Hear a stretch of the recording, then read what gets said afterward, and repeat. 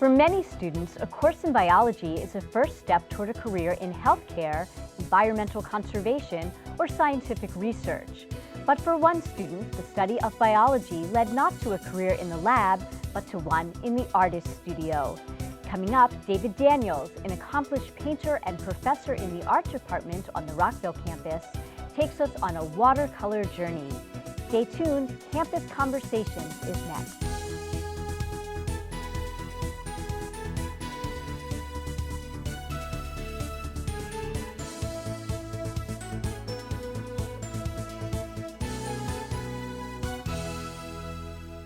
Welcome to Campus Conversations. I'm Marcus Rosano. And I'm Fritzi Bodenheimer. David Daniels has spent a lifetime creating vivid images of fish, birds, insects, plants, and waterfalls, along with the occasional octopus, goldfish, and greyhound. He shares his passion for nature with art students at Montgomery College, the Smithsonian, and with readers across the country in his new book, Watercolor Journeys. Welcome. Thank you. Welcome, David. Thank you. I want to start off by asking you about your early years. You grew up in Michigan, surrounded by nature. Tell us a little bit about that. Yeah, I was raised in the country, so I was surrounded by farms. I didn't live on a farm, but I was surrounded by farms, so I was accustomed to chickens and cows and all the animals that would be found there. And they became, very part of my subject matter. When did you really realize that you have the gift, as we were talking about earlier, of being an artist, or, as we were talking about as well, is it a learned process? And talk about a little bit of that when you were younger and how you developed becoming an artist. Well, I'm very conscious of the fact that a lot of people think that being an artist is some gift that you have been given. Right. And I'm very conscious of the fact that I think it's a talent that needs to be developed. I do believe there are people who are geniuses who no amount of teaching will help them or hurt them. They simply are geniuses. But I think for most of us, just showing up for work and doing hard work, trying to figure out what you want to paint, how you want to paint it, learning from instructors, most of that will result in being very proficient, maybe not a genius, right, but very proficient. And I knew early on that I wanted to be an artist. It was always just part of my nature to paint and draw. So I did the homework. I studied, and it got me to where I am today. Now, speaking of homework, I hear there was one time when you didn't do your homework, perhaps in a biology class, and that maybe helped you make your way over to the artist studio as a career. Right, that was kind of a turning point. Being an average student, I guess, in the college, I waited too long to do my homework, where it was an assignment to go out and collect examples from the field and press them in books and identify them. And the night before, I decided I really hadn't done that enough, so I actually painted 25 examples, and they were botanical illustrations. They were done correctly, so I turned them in as my assignment instead of collecting the images.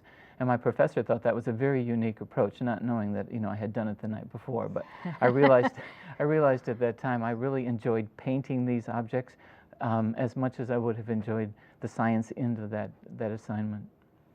And you got a good grade on that assignment? He accepted the work? He not only accepted the work, he kept the book. So yeah, he thought I had come up with a new plan, and actually I was just doing what I really wanted to do all along. Very That's good. fascinating. Now, did you vault into the profession to become an artist, but you had also taught at Central Michigan University? Talk a little bit about your progression.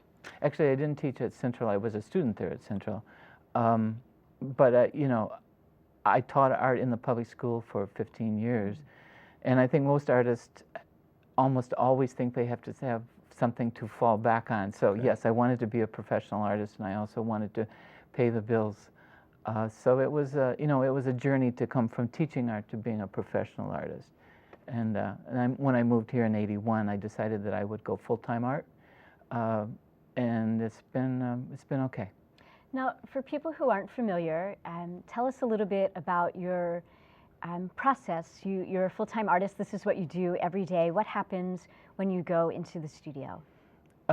That's a journey. Once you cross over into the studio, it becomes a wonderful place to be. I have a beautiful studio surrounded by light, and If I don't have a painting in progress, I start one that day, which means there's been a lot of homework done. I think probably the biggest misconception about my work is that it looks very casual, it's very spontaneous, and very few people would realize the amount of work that goes into that. Some pieces take 2 or 3 or 4 months of preparation before I actually start painting. And by preparation, if I'm doing an animal I'm not familiar with, I will read about it, I will go to a museum and study it. If it's a fish I don't know, I will go to the aquarium and photograph it. So even though I'm still being a fine artist, the biology and the botany still take over. And I want those things to be accurate, even though I take lots of liberties with where they might live and things like that. But the actual animal will be accurately drawn. And so you might spend as much time in your research before you ever pick up a paintbrush, getting to know that animal and its environment, for example. Almost always, and usually it's more time on the research end because they have sidebars. I start reading about one plant that I'm going to paint, and all of a sudden I got interested in another plant. So it has journeys of its own. But the fact that my stuff looks so casual is deceptive to know how much work goes into it. And sometimes when I think I want to do a painting about perhaps a certain butterfly or something, and I find that picture, I'll set it on the table, and then all of a sudden other images of that butterfly start just kind of appearing, not out of nowhere, but I mean, I'll be reading an article and there's that same butterfly. So I actually have stacks that I have started of things that I want to paint in the future. And that just kind of keeps adding to those stacks until I decide now is the time. Wow. Interesting. Yeah. How do you balance the realism of your paintings? And we've seen them, and they are very realistic, but at the same time, how do you not stem your creativity when you're trying to draw a realistic butterfly, per se? Well, what I'm trying to do is give my impression of that butterfly. Since the invention of the camera, the artist really has a lot easier job, unless you're a scientific illustrator. But what I won't do is put, the wrong butterfly on the wrong flower. Okay. That's the kind of research I do. But once I know my butterfly and its surroundings, the fact that I've done my homework really liberates me to do my painting, because I'm not solving all sorts of problems with a wet brush in my hand. I've done all that ahead of time. Okay. Even as far as composition goes, the composition will be completely drawn out, studied, a black, white, and gray value sketch done, so that when I'm actually ready to paint, I've done all the homework, and now I can just enjoy the process of painting and being spontaneous with it. Very good. And your paintings are maybe a little bit different than some other folks in the field in that you don't put things under glass. Right. Talk a little bit about that. Well, this is a process that took about 10 years for me to develop, and I decided I was always envious of oil painters and acrylic painters that didn't have to put their things under glass because there was never any reflection. And no matter where you put a painting, it will have reflection on it. So I decided I needed to figure something out. So my scientist in me started figuring out what could happen. And finally, what I do now is I paint a painting and glue it to a canvas, which is a support. And then I varnish that so that I sometimes frame it, sometimes not. But I do not have to put the traditional mats and the traditional glass over the top of it.